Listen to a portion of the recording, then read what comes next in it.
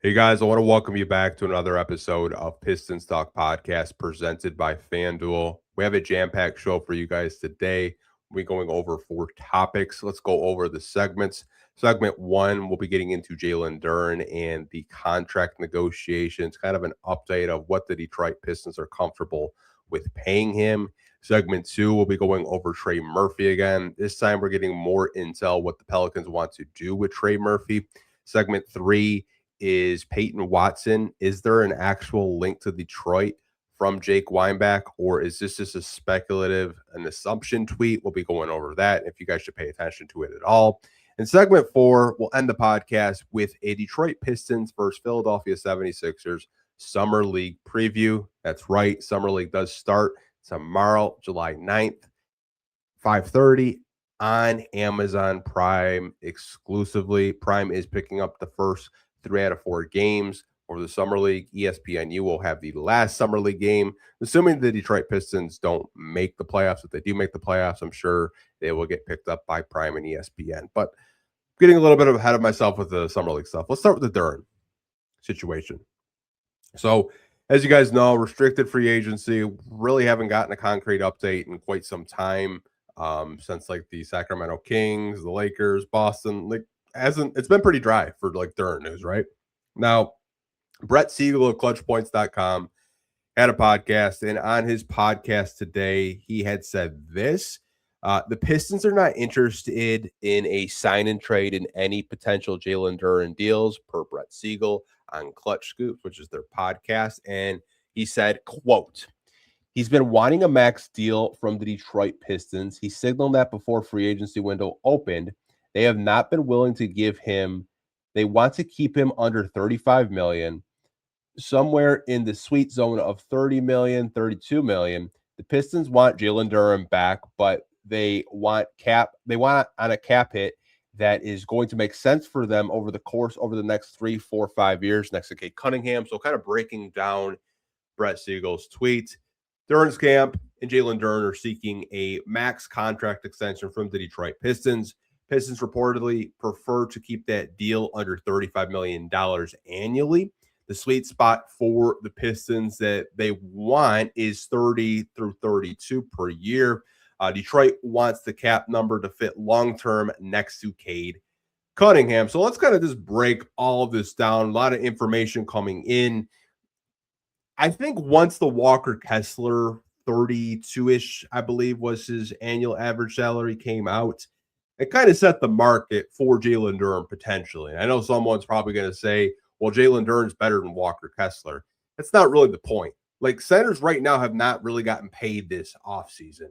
You talk about the highest paid centers. You're talking about Joel Embiid. You're talking about Nikola Jokic, Bam Adebayo, Karl Anthony Towns, right? I don't really think Jalen Duren is in that archetype of player right now. You could maybe make a debate between him and Bam, but Bam's got a mid-range shot and can shoot threes. Kind of rambling a little bit. But the Pistons want to keep his contract under that $35 million a year price point, which I think is honestly fair. We can recognize what he did in the regular season, and he had a great regular season, had a All-NBA third-team season, made his first All-Star team, second option next to Cade Cunningham, 19 points a game. Like, had a great regular season. But I think we can also have a conversation about the underwhelming playoffs that he did have in 14 games against the Orlando Magic and against the Cleveland Cavaliers. He didn't really have a go-to move once they took his dribble drives away, and he was very underwhelming on the court. And I honestly felt there were certain games in those playoff series where he actually cost them some games, with him just kind of being lost out there. He didn't really know what to do once his go-to move was taken away from Orlando packing the paint and Cleveland kind of doing the similar thing of packing the paint and limiting him. But I think 35 is fair. 30 to 32 is kind of the sweet spot where the Pistons want to re-sign him with, because they want the cap sheet to be pretty clean with Cade Cunningham being on the max. Duren at 30 million kind of gives them flexibility for possible extensions with the Sar Thompson, who will be extension eligible this summer. But if the Pistons can't get a deal done with the Sar Thompson this summer, they'll probably get a deal done with him the next offseason coming up in 2027-28. But that's a lot of information. Obviously, the Pistons want to, keep it between 30 to 35 million, 35 being the highest price that they're comfortable with. Duren's camp wants the max, which you're not going to give Jalen Duren the max. I know there's going to be someone saying just pay the guy. You pay Jalen Duren the max and you got Cade Cunningham on the max, there goes your window. It really does. There goes your window to compete in the Eastern Conference. You can't afford to have Jalen Duren on a max contract. Not saying he's not a max player or he can't get up to a max player, type of payday, but right now you just can't pay him the max. If Duren doesn't want to sign the full 5 years, maybe he just wants to sign a 3-year deal. Maybe the Pistons can kind of work something out that way. Maybe he wants a 4-year deal. Maybe you give him a contract where it's front loaded in the first 2 years and then it descends in the final 3 years. I think there are a lot of different creative ways this front office can structure Jalen Duren's contract. I've seen a lot of people talk about the front loading for the first 2 years and then have it being a descending contract for the final 3, which I think, if you can kind of get him the money that he wants, maybe he's happier that way. But I don't think you're giving him the full $287 million max, which would pay him more than Cade Cunningham, by the way. You're not doing that. Cade's at a $269 million contract after making an All-NBA team. Duren is eligible for the same type of pay increase for making an All-NBA team. But did want to update you guys on the Jalen Duren information about what the Detroit Pistons want to pay him and what Jalen Duren's agent and his representation want. They obviously want the max, and the Pistons are like, here's 35. Like, that's the highest we're going to go. If we want to compete, we want your contract to be favorable next to Cade because we got to start Thompson to worry about next offseason. You're not the only player on this team that we have to consider paying. But let me know what you guys think of the Jalen Duren contract details with him wanting a max and the Pistons wanting to go up to $35 million. Let's get into segment 2. Trey Murphy. I feel like we've talked about Trey Murphy ad nauseum. I'm to the point where it's just like, this is the last time I'm talking about Trey Murphy, unless he's dealt to the Pistons, which I don't see unless there's like a grandfather offer on Joe Dumars and Troy Weaver's desk. But we got more intel from Jake Fisher, who's a very reliable source that does work alongside Mark Stein. And this comes from Full Court Press, who is just copying and pasting from their Substack. But it says the Pelicans want to keep Trey Murphy, and the offseason chatter got blown out of proportion by the Pelicans letting other teams think he's available, per Jake Fisher. This is such a, it's so confusing. If the Pelicans want to keep Trey Murphy, the offseason chatter was blown out of proportion. Teams may believed he was available, and the reports coming out that they wanted 3 first-round picks. They lowered it from 4 first-round picks. There was multiple teams interested this summer and this past deadline, and now they're like, yeah, we kind of think like those were kind of made out of, blown out of proportion. We want to keep Trey Murphy here for the long-term future. Like, if you wanted to keep him for the long-term future, you could have just said, like, hey, like, he's not available for trade. Stop calling us. I think what happened, and this is just my assumption, and I'm taking a guess, so it's my opinion. You guys can agree with it. You can disagree with it. I think them kind of like softly saying like, hey, Trey Murphy's available for trade. I think they got trade offers and trade calls from not only the Detroit Pistons, but every team in the NBA probably. And like they kind of gauged what the market was from all the NBA teams that had mutual interest in trying to swing a trade for him. And they probably didn't get the 3 first-round picks offer that they wanted. They probably didn't expect that maybe his market isn't what they believed it possibly could be. We talked about it a couple podcast episodes ago that they wanted like a Mikal Bridges, Desmond Bane haul, like 4 first-round picks, 5 first-round picks. They lowered it to 3. And now they're just kind of like, backtracking, saying, well, I think you guys kind of like got the wrong idea. It's kind of blown out of proportion. I think they realistically got some phone calls of teams saying, like, I'll give you a 1 first and a good player. I'll give you, 2 first, like, top 5 protected, stuff like that, conversations like that. To me, this kind of says that Joe Dumars and Troy Weaver didn't like the trade offers they got, and they're deciding to keep him on the New Orleans Pelicans. If they want to do that, that's fine, but they shouldn't have wasted everyone's time, because a lot of intel that we get from Jake Fisher, Mark Stein, Shams Karani, a lot of these, reporters, they're getting it from agents and they're getting it from the players of what the players possibly want. So obviously there is some disconnect between, possibly Trey Murphy and, Joe Dumars and Troy Weaver and like what the common goal is for the Pelicans this upcoming season. I still think they're a sub 30 win team, even if healthy, because the Western Conference is just a juggernaut full of talented teams. Yes, they have veterans like DeJounte Murray, Trey Murphy, Herb Jones, Zion Williamson, but they just drafted two prospects, not this past draft, but last draft, in Derek Queen and Jeremiah Fears, who aren't even participating in the summer league in their second year, which is like, okay, that's weird. Why wouldn't you send your second year player in the summer league to get reps? But that's a whole nother conversation for a whole nother day. But just to wrap up this Trey Murphy conversation and this topic on the podcast with Trey Murphy, we will not be discussing him anymore on the podcast, which I'm sure you guys are probably like, thank God, Anthony. I'm sick of hearing Trey Murphy at least 2 to 3 times a week. I'm sick of talking about it, honestly, because the conversation, I think a lot of us were anticipating, like, that's, Trajan's former draft pick. There's a lot of relationships between Detroit and New Orleans. We have a lot of New Orleans guys up here, like Troy Weaver's down there. Maybe Troy wants one of his guys back. It's been just so exhausting back and forth trying to just track this in real time, doing these daily podcasts with you guys since the NBA draft, really. But it's been fun also doing these daily podcasts with you guys. I'm not even going to lie. Like I look forward to doing these daily podcasts if I can find the content. Right now, it's just really hot season with a lot of different players, restricted free agency, trades.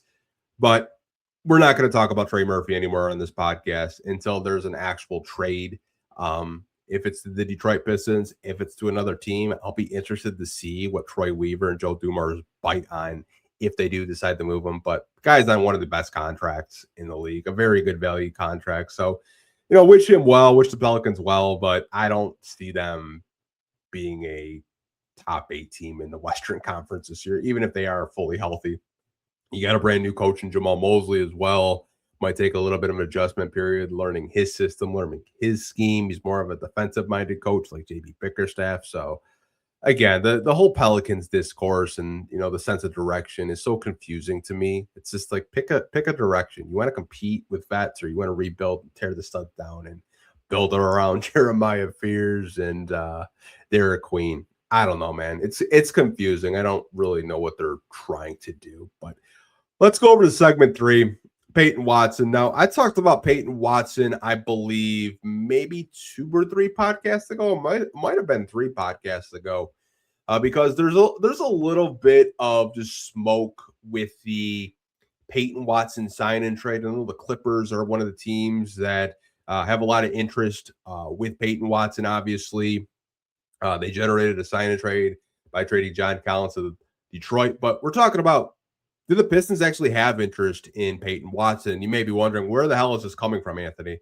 I saw this last night immediately after the Karis LeVert, Isaiah Stewart 6-team trade. So Jake Weinbach, who is an NBA reporter, said the Pistons have cleared $35 million by offloading contracts of Isaiah Stewart, Karis LeVert, and Marcus Sasser. Detroit appears to be preparing for a larger move in addition to resolving Jalen Duren's restricted free agency. And he quote tweeted and said, I would closely monitor the Pistons as a potential suitor for Peyton Watson. So I actually want to break down both of his tweets because I've seen some Pistons fans actually talk about this today. They've been talking about Peyton Watson, which Peyton Watson as a 6'8" forward that can self-create, good defender. He checks so many boxes if you're looking for a starting power forward. The problem is, I think the Pistons waited too long to kind of like make a sign and trade deal with the Nuggets for Peyton Watson. We're July 8th. If the Pistons got any indication or other NBA teams before free agency got any indication that Peyton Watson may be available, I'm sure you would have more suitors than the Los Angeles Clippers. I'm sure the Lakers would have been interested. I'm sure the Bulls would have been interested. I'm sure especially the Brooklyn Nets would have been interested. The issue is not a lot of teams have cap space anymore. with the Pistons, the main reason why they did that 6-team trade was to make sure that they could absorb John Collins' contract. They got off of Karras's money to save additional cap space because they were at 166 million over 165 million of the salary cap floor. They actually saved money and created a $14.8 million trade exception in the process of that. To circle back to Jake's tweet, I do not see the Detroit Pistons as a Peyton Watson team. I just don't. I think the biggest reason why they made that trade is to resign Jalen Duren using bird rights, and they might sign one more player because they have a little bit of money left over with their non-taxpayer MLE. Could they possibly trade for Peyton Watson? Sure, I'm not ruling anything out. I think anything's possible in the NBA. Could they get up to that $30 million price point of what he wants to resign for? Sure, but who are you going to trade? The trades became official with Isaiah Joe, became official with Taurean Prince, Gary Harris, John Collins. You can't trade those guys until December 15th now. You can't. So how are you going to generate 15 million and then get up to 30 million to possibly do the sign and trade with players that the Nuggets want? You're not trading Cade. I doubt they want Duren because he wants to get paid. You're not trading Asar Thompson. So you kind of go down the roster list. Are you going to trade Duncan Robinson, who's got a 9 guarantee deal? Probably not. I don't really know if Denver would want Duncan Robinson. You can just kind of go down the list of players that you could possibly trade. And it's very few players that Denver probably has interest in. So I think this tweet by Jake was just pure speculation and taking a guess. And I don't want to take away from his reporting, but if you just look at the cap sheet and you look at the players that the Pistons can actually trade away, it doesn't really make sense for Detroit or Denver to do a sign and trade. Now, the Clippers, on the other hand, it makes more sense. They generated a trade exception from the John Collins sign and trade. I think the Clippers have more players on their roster and draft capital that Denver would possibly be interested in personally, because I think the Pistons are still going to be a top 5 team in the Eastern Conference this upcoming season. The Clippers, I'm not really sure. Their roster is pretty wonky this offseason. Obviously, they did sign Rui Hachimura. They traded for Darius Garland this past deadline. I read somewhere that they're trying to bring back Benedict Mathurin to kind of re-sign him. They have a lot of starter level players and high level role players. How is that going to be in the Western Conference? Are you a top 7 team? Are you, playing bound? Not really entirely sure. No more Kawhi Leonard. So obviously they're losing a lot of star power. Darius Garland still a really good player, but I think that's a team that does have depth, but I'm not really sure if they're a top 5 team in the West. If the Pistons could be a top 5 team in the East. So I think their draft picks actually hold a little bit more weight to Denver if Denver does actually want to trade Peyton Watson. But I think for the Pistons' interest, I think it was a speculation by Jake Weinbach. I saw a lot of Pistons fans saying he's just like Evan Cedric Anthony. Don't even talk about this. I did want to discuss it because I see some people here in Detroit talk about Peyton Watson as a possible sign and trade piece. And I'm like, how are you going to do it when the trades all became official and you can't trade those players until December 15th? And we're July 8th as we're recording this podcast. So I think the Peyton Watson talk is just talk. It's rumor. If I did have to guess, I think Denver does want to match any salary that does come their way with him. He's a really good power forward, man. A really good power forward.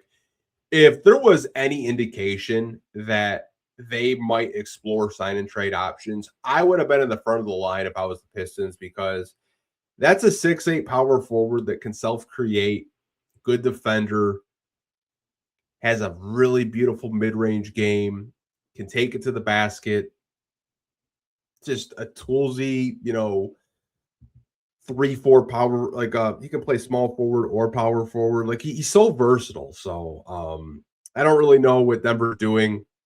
I think they obviously do want to restructure, or not restructure, but kind of make room so they can resign him. Maybe they offload on Cam Johnson. I'm not really entirely sure. I think they did waive Jonas Valanciunas that I read earlier today. I mean, does Jonas Valanciunas go back overseas?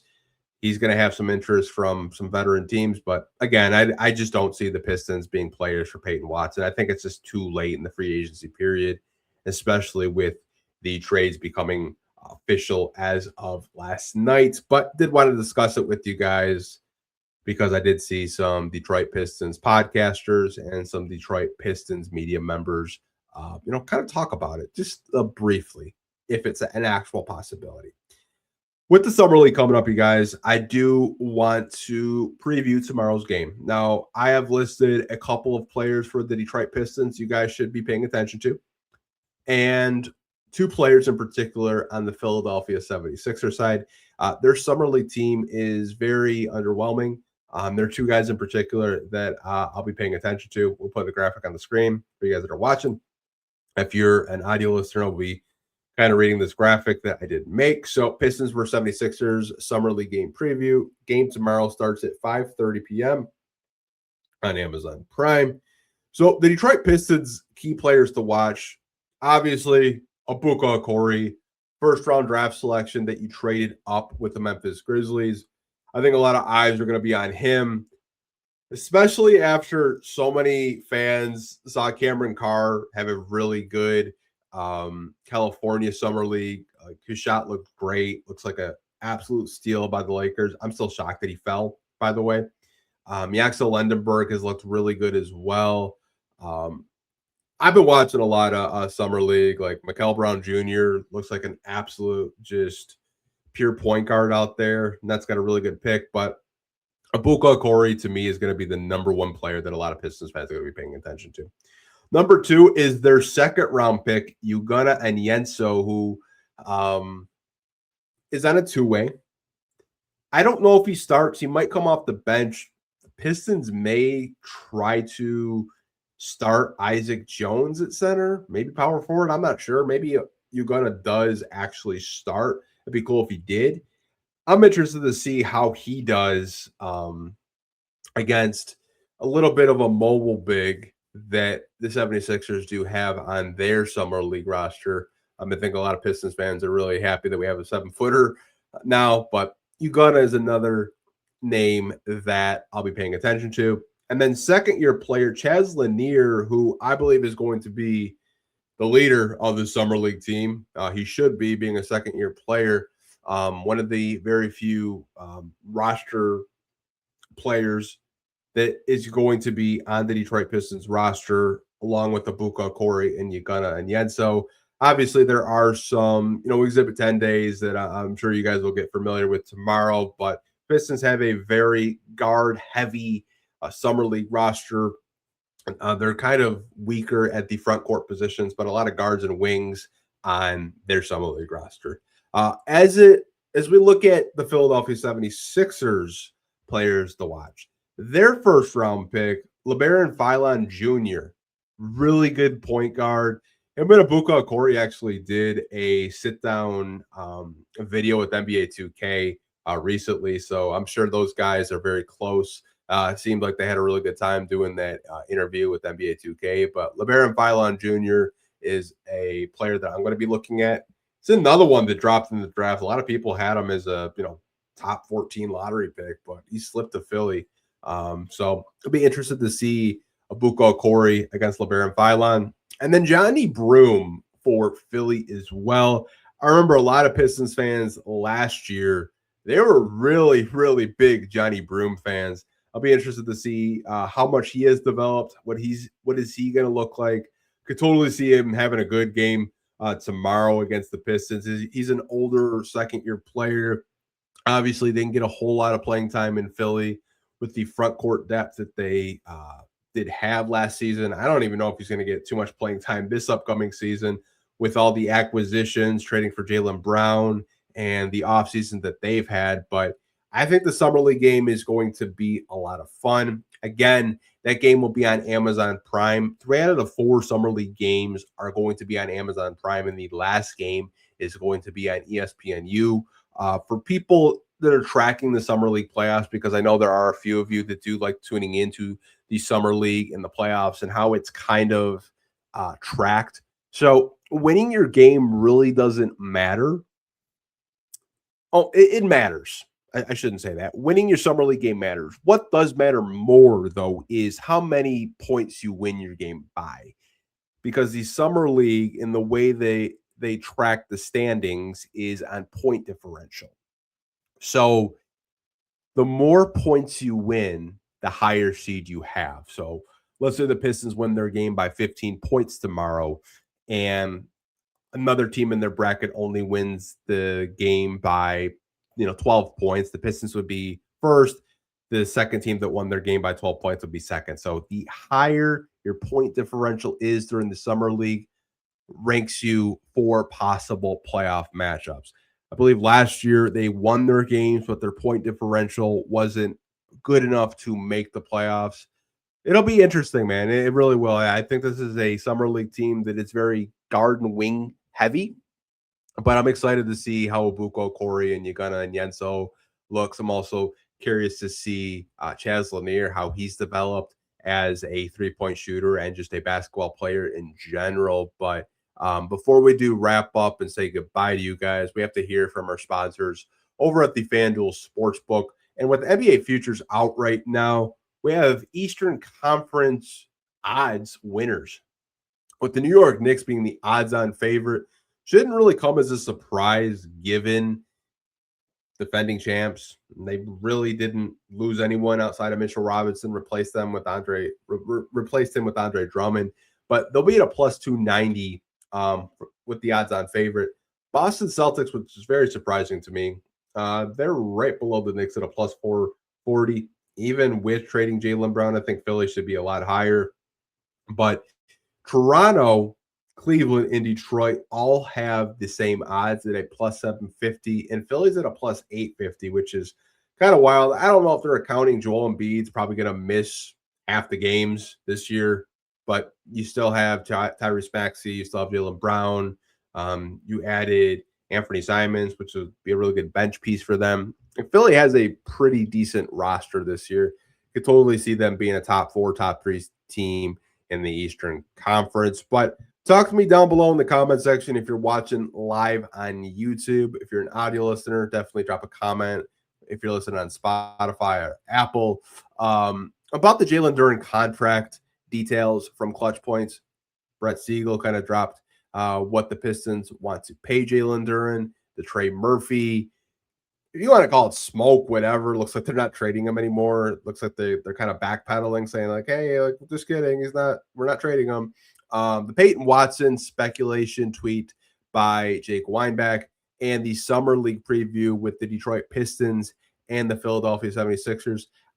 I do want to say, you guys, we will be doing post-game podcast after the summer league game is over. If you guys have been subscribed to this YouTube channel for a long time, you know we do post-game podcasts after every game. If you're a brand new subscriber, which we have seen our subscriber count go up over the past month, we do post-game podcast immediately after the game and take questions and answers from you guys with the game. But really looking forward to the summer league game tomorrow. But hope you guys have a great rest of your night.